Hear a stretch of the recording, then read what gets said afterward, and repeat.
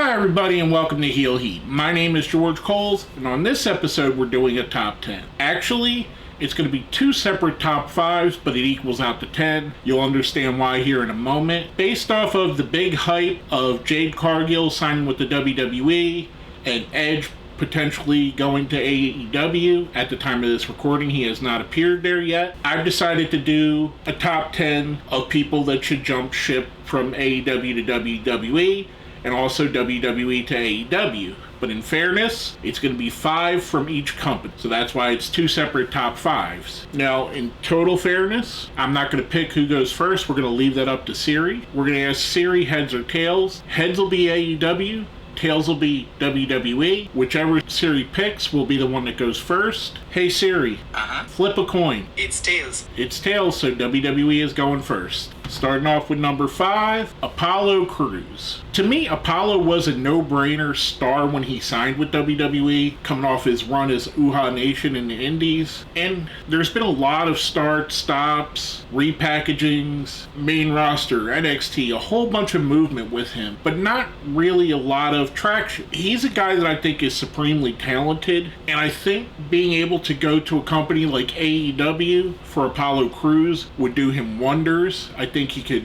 put a new coat of paint on himself, possibly be portrayed more seriously, maybe get a run with the TNT title or even the international title, possibly even work his way up to the World Championship. I think he's a guy that's got a lot of untapped potential, and I think it would help him to make a move at this point. Now, go from that on number 5 on the AEW to WWE side, Lee Moriarty. Lee was a guy that prior to him signing with AEW, I really wanted him to sign with AEW because you had this guy that was basically tearing through the indies, tearing through Ring of Honor, and was a technical wizard, kind of on the lines of a Zack Sabre Jr. or Daniel Bryan, and he had a great personality to go with it. Fast forward, I think it's a little over 2 years that he's been there now, and what has he done? He's had a couple matches here and there, he's floated in and out of factions. His most impressive thing is probably his theme song that was remade by True God, which was an amazing song off the Who We Are album, which he didn't even use that often. He's a guy, to me, much like I said with Apollo Crews, has a ton of still untapped potential and could still potentially be a major star in wrestling. I just don't know if that's going to be an AEW. Now, go from that on number 4 on the WWE to AEW side, Natalya. The biggest criticism, or one of my biggest criticisms at least, of AEW is their treatment of the women's division. Now, do I think that Natalya would be the answer to fix it totally? I really don't. However, I do think you get a woman who's seriously undervalued in WWE that's kind of an also-ran, almost to the level that Dolph Ziggler was before they cut Dolph Ziggler, where they could throw her into feuds with anyone and she's going to look great, heel or face. And that's what I think her tools and would really help her in AEW, because she could be kind of that player coach to the younger wrestlers on the roster, the Billy Starks, the Julia Harts, the Anna Jays, the Willows, all of these really young women who have some talent but need some of that seasoning. You bring in someone like Natalya, who's well respected, well liked, and has ties to one of the greatest wrestling families of all time. I think it's a no-brainer. You sign her, make her like a player coach, have her feud with a lot of the younger women, while she could still carry one of your main titles, and none of the fans would even be sad about that because they would love to see Natalya getting portrayed more seriously. I think she'd be a perfect fit there. I think she would really help out. That's why I think it would be best for her to go. Now, our number 4 on the AEW to WWE side, I just talked about her briefly, Anna Jay. For the same reasons why I'd love to see Natalya in AEW, I'd also like to see some AEW women's talent leave AEW. And that's because AEW doesn't seem to put an emphasis at all on their women's division. We get 1, maybe 2 women's matches per pay-per-view. We get 1 match per show. Maybe we get another segment that has a second match. And to me, that really hampers the development of the people I just mentioned. Women like Anna Jay or Julia Hart or Billy Starks, Sky Blue, who you can see they have something. They have a connection with the crowd. They have some talent. Where I think it would be great for Anna Jay is she's still extremely young. Getting her into the Performance Center in NXT for a year and helping develop her even more with that and the absolute movie star good looks that she has, she's a beautiful woman, she would be a perfect fit in the WWE. She'd be exactly what they want, much like Jade Cargill. Jade Cargill's a perfect fit for WWE because she's athletic, she's gorgeous, she carries herself well, she's exactly what they want. And that's what I would think of Anna Jay. I think she would benefit from a little bit more training and definitely would benefit from their hype machine getting behind her. Now going from that, our number 3 from WWE to AEW, Cedric Alexander. Cedric was a guy coming out of the Cruiserweight Classic who pretty much put himself on the map and got himself a contract off of his showing there. And if you watch Cedric and if you listen to Cedric, he's extremely talented. Much like I said with Moriarty and Apollo Crews, he's got that charisma, that likability that you just want to like Cedric. His best run obviously is part of the Hurt Business. I thought that was awesome. But ever since then, he's kind of been pushed to obscurity. He is such a talented wrestler and such a great person, personally. I think he could really be a mainstay and be a main eventer in either company. If WWE was to get behind him, I think he could go right to the top of the company. AEW, same thing. I think he could go right to the top of AEW, and there's no stopping him. I think he's absolutely awesome. It baffles me that so little has been done with him in WWE, and I wish that they would do more. Hence why I think a jump would be best for him. I'll go from that, our number 3. On the AEW to WWE side, Powerhouse Hobbs. If you've watched enough of my videos, whenever Powerhouse Hobbs comes up, I absolutely gush over the guy. I think this guy has all the tools, much like I just said with Cedric, to be a main event wrestler, to be a monster star. I do think AEW has kind of misused. They've had him in silly angles with QTV and had him off of TV for several long stretches for no apparent reason. He's such a talented guy and has such a great look to him. To me, he's kind of like the evil version of Big E. Whereas Big E is a masterful babyface, I think Hobbs would be just as impactful as a heel, if that makes any sense. Kind of love to see a feud between them is kind of where I'm going with that. His match just a few weeks ago now with Miro was amazing. It was just two big monstrous guys going at each other. I love Hobbs. I'd like to see him get some kind of a push, and with as long as he's been in AEW, I don't see it happening there, so maybe going to WWE might be the best route for him. I'll go from that, our number 2. On the WWE to AEW side, Candace Loret. I almost added Johnny Gargano to this list, but I think Johnny,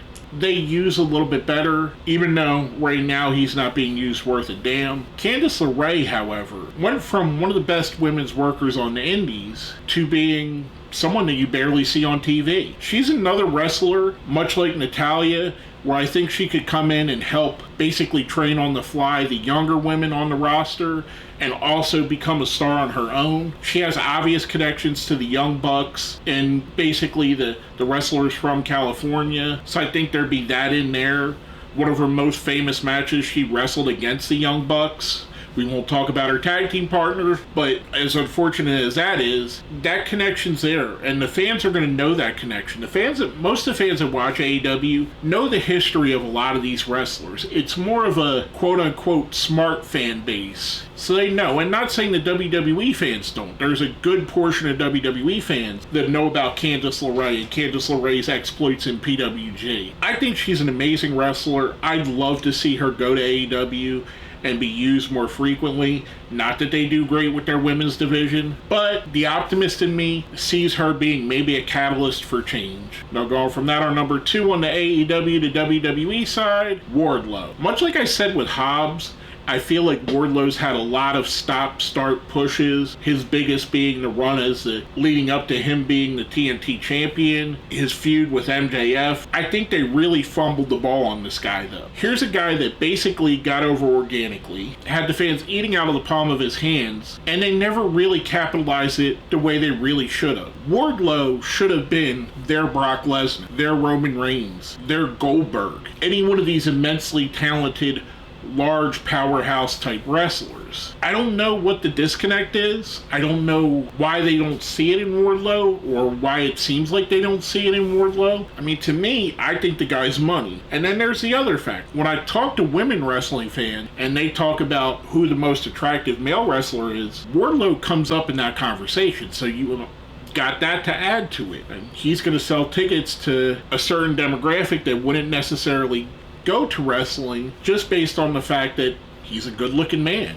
I think he'd be a perfect fit in WWE. I think they'd know how to use him right away. I think he'd kind of be in a Drew McIntyre type role where he's a high mid-card guy, sometimes world champion, maybe even get chances to run with the big belt. I think he'd be perfect for them. I'd love to see more done with him, hence why I think he should jump. Now, before we get to our number ones, I do a thing here on my top 10s called the best of the rest. Basically, these were things that were considered for the list but didn't quite make it. For this one, I'm going to give you one from each company. Since we start the regular list with WWE, we'll start the best of the rest with AEW, and the best of the rest for AEW, Layla Gray. And it kind of dawned on me that I almost forgot Layla Gray worked for the company. It wasn't until I watched the Netflix series Wrestlers, or The Wrestlers, or whatever it's called, about OVW. Great series, by the way, check it out. And she was featured on there, and they talked about her signing with AEW, that I remembered, oh, this amazing talent works for AEW. And I don't think she's ever been used in any kind of role that shows her as being a star. She's always been somebody's backup, or the talent that somebody like Chris Statlander runs through. But I think she could be so much more than what she's been and what they've used her for, hence why I think a change of scenery might be a good idea for her. The last but not least on the best of the rest, from WWE to AEW, Cameron Grimes. There are times in his WWE/NXT run where they looked like they were really going to get behind Cameron Grimes and make him a big star. And then there were times, much like I said with Wardlow, where they just look like they don't know what to do with the guy. He's an immensely charismatic wrestler, whether he's Cameron Grimes or he goes by Trevor Lee, which I think he'd have to go by if he left. He's one of those wrestlers, he may not have the size to be a WWE main eventer, but in AEW we've seen where that may not be as important. They've had TNT champions like Darby Allin, Jungle Boy, and international champions like Orange Cassidy or the current Rey Fenix, who I know it was an accident he's champion, but still, I think there's less of a stigma on the smaller wrestler in AEW than there is in WWE. And I think him going there, he could light a new fuse, light a new fire under himself, be the Carolina Caveman again. I think he'd be awesome there. But before I get to my number one, let's make sure we smash that like button, share the video, subscribe if you haven't. If you see where it says join, that's how you become a channel member. Becoming a channel member definitely helps me out. With that being said, our number one WWE to AEW wrestler, Ricochet. You might say Ricochet's had some high-profile feuds and matches. Why would I put him on this list? Well, let's compare Ricochet in WWE to Ricochet prior to WWE. Even though he wasn't Ricochet in Lucha Underground, he was Prince Puma, they portrayed him as one of their main stars. When he was Ricochet in New Japan Pro Wrestling, he was portrayed as one of the top junior wrestlers they had, so much so that I think he was the first American to win the best of the Super Juniors. I might be wrong on that. He may have just been the first in a long time. And I would have to think with the trajectory of a wrestler like Will Ospreay, Ricochet might have been on that same trajectory if he had stayed with New Japan Pro Wrestling. Much like I said with Cameron Grimes, he is a little bit of a smaller wrestler, so maybe that's what's holding him back in WWE. I don't think it should. I think there's not too many wrestlers that are as awe-inspiring as Ricochet, and there are pros and cons to the style of wrestling he wrestles. There are people that dislike it, there are people that like it. Again, much like I said with Candace Loret, I think their audience would be more predetermined to love a guy like Ricochet. I think he'd be perfect going back to basically being the guy that's the highlight of every show that does moves that no one's ever seen before, like double moonsaults or 630s or whatever else he comes up with. I'd love to see Ricochet totally unleashed again and being the best version of himself. And I think that doesn't happen in WWE. Now go from that, our number one, AEW to WWE. It's actually a wrestler that's been treated really well in AEW, and that's Jamie Hayter. For all the reasons I mentioned, anytime a women's wrestlers come up on this, is the reasons why I'd love to see Jamie Hayter in WWE. Yes, she's been pushed to the moon in AEW. Yes, She's been in high-profile things all over their show. But there is a ceiling for women in AEW as of right now. And I'm just calling it as I see it. Do I think that Jamie Hayter's ever going to main event an AEW pay-per-view? Probably not.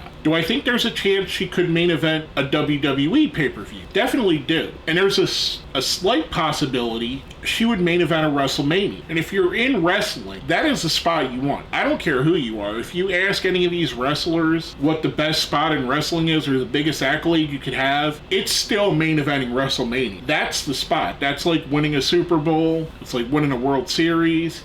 And this is no discredit to AEW. Main eventing a show like Full Gear, Double or Nothing, tremendous accomplishment. Being an AEW World Champion, tremendous accomplishment. But I guarantee you, considering the company is less than 5 years old, none of these wrestlers grew up wanting to be the main event of Double or Nothing. They all grew up wanting to be the main event of WrestleMania. And for someone like Jamie Hayter, she has a strong possibility to do that. She has the look, the style, the charisma to be someone on the level of a Becky Lynch or a Charlotte Flair or Bianca Belair. Could you imagine some of the great matches she could have there? And this is no discredit to some of the great matches she could have in AEW. Again, fantastic wrestler, some great competition she could have there. But could you imagine a Jamie Hayter, Bianca Belair feud? Jamie Hayter versus Io Sky? Jamie Hayter versus Asuka? I mean, these would all be great matches. Bayley, Becky Lynch, Rhea Ripley. I don't want this to come off as me being super negative on AEW, but I really have to be when it comes to their women's division. It is very lackluster, and Tony Khan has not shown that he cares enough to put serious backing and serious TV time behind building this women's division to where you could see someone in AEW in their women's division being one of the main stars of the company. Unlike WWE, where they're more than willing to push Charlotte Flair, Becky Lynch, Bianca Belair, Rhea Ripley as main stars of their company. That's why I think Jamie Hayter should jump ship. Until AEW can prove to me that they could run a better women's division, I will always say I'd rather see some of my favorite women's wrestlers in WWE than AEW. With all that being said, my name is George Coles, and this has been another Top 10.